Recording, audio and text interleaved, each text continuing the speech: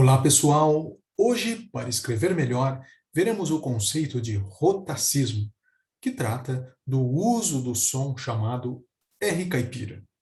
Rotacismo é um fenômeno muito estudado dentro da fonética e da fonologia, dentro dos estudos sonoros do português. Rotacismo, portanto, é o que nós veremos agora. O termo rotacismo deriva de rótico, que são os sons do R.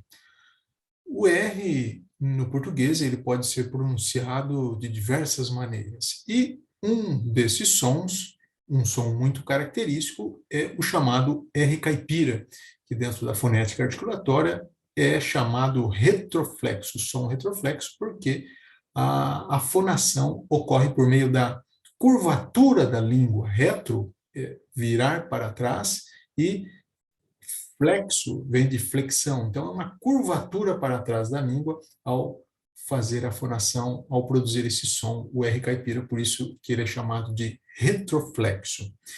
E, especificamente, o rotacismo vem tratar dessa mudança de som, dessa mudança fonética, que é a alteração, normalmente é a troca do L pelo R. E esse fenômeno pode ocorrer tanto no início da sílaba, no ataque silábico antes da vogal, como em claro para craro, ou ainda no final de sílaba, calçado para carçado. Então vejam que rotacismo trata especificamente dessa mudança de som para a pronúncia do R caipira. Lembrando que o rotacismo é um fenômeno linguístico, é uma variação linguística, um fenômeno, portanto, natural da nossa língua. A variação nada mais é do que a alteração da forma sem modificar o sentido. Portanto, rotacismo é um fenômeno de variação linguística. Alteração da forma sem alterar o conteúdo.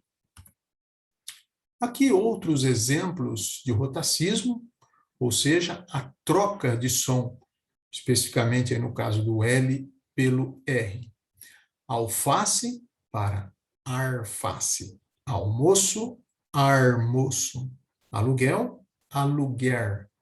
Flamengo, framengo. Flauta e frauta.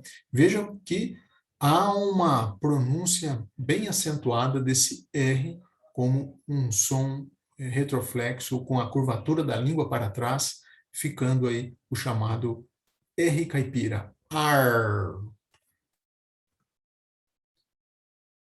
O uso do rotacismo, ele envolve vários fenômenos, vários aspectos. O primeiro deles, logicamente, é o aspecto linguístico, já que é um caso de variação. Há uma alteração da forma sem alterar o sentido. Então, no caso, claro ou craro, ou ainda calçado ou carçado, há uma alteração, uma variação sem alterar o conteúdo. Trata-se, portanto, de um fenômeno fonético. E o rotacismo ainda envolve um aspecto social, porque o seu uso normalmente acaba provocando um preconceito, já que é uma pronúncia própria de pessoas menos escolarizadas e também próprias da zona rural, esse tipo de pronúncia que não é usado dentro do português formal, do uso padrão da língua, e sim caracterizando a linguagem popular. Por conta disso, o rotacismo acaba sendo associado com esse preconceito, muitas vezes imitado de forma pejorativa. Infelizmente, esse preconceito ocorre, mas devemos ter a consciência de que a variação é um fenômeno natural dentro da língua. E, nesse caso, é uma variação sonora, uma variação de som. Quando se fala rotacismo, ocorre também um fenômeno parecido, que é o lambidacismo.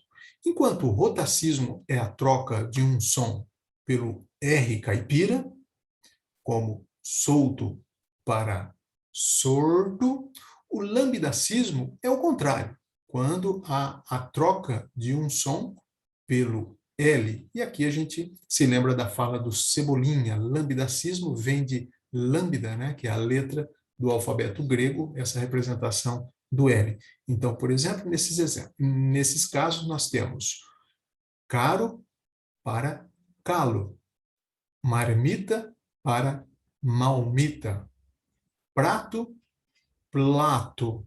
Então, essa mudança de som para o L é o que caracteriza o lambidacismo.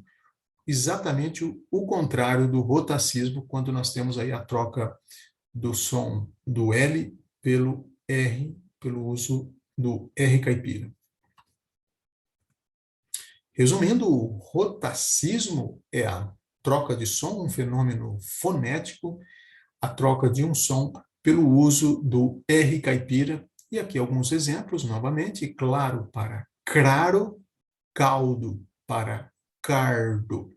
E o uso desse R retroflexo, do R caipira, é um fenômeno natural, um fenômeno de variação linguística, mas que, apesar disso, geralmente acaba provocando preconceito, já que não é uma variante própria do uso padrão da língua. E o rotacismo está mais associado à linguagem popular. Daí o motivo pelo qual, normalmente, há esse preconceito, esse uso, essa referência pejorativa no seu uso.